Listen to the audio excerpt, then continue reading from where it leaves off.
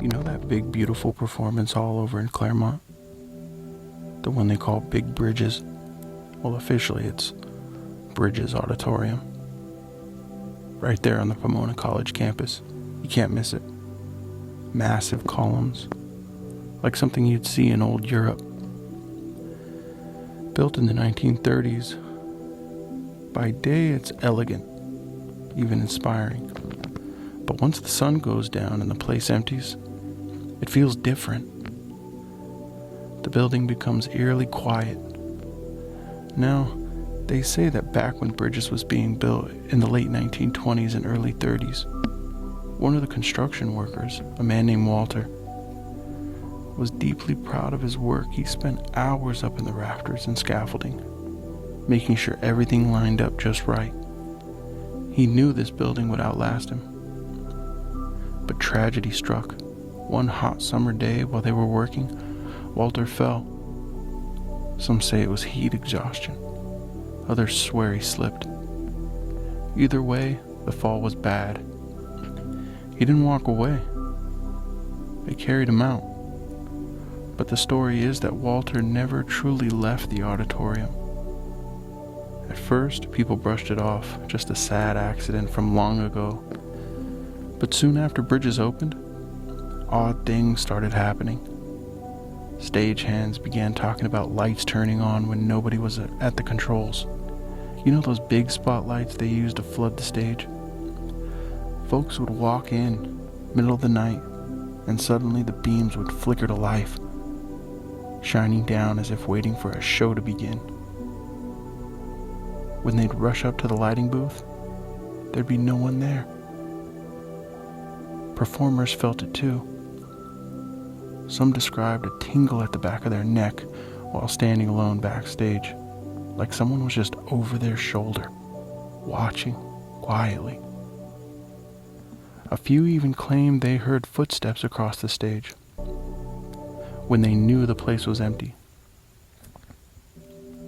And it wasn't just theater people exaggerating.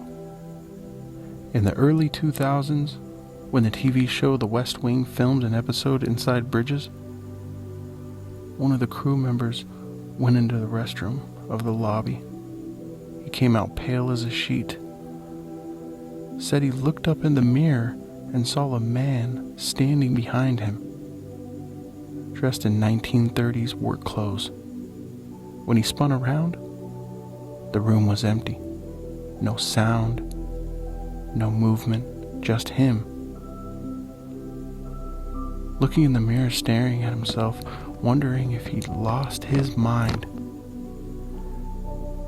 The auditorium's longtime production manager, Kurt Beardsley, had his own run-ins. He swore that more than once he stepped inside when the hall was dark and heard the hum of power, only to see the stage lights click on by themselves. Another time, during a ghost hunting EVP session, someone asked into the empty air, "Walter, where are you?" The recorder picked up a faint voice answering back, "Right here." What makes it stranger is that Walter doesn't come off as some angry spirit. He's not slamming doors, throwing chairs. It's more like he's still on the job, watching, keeping an eye on the place he gave his life to.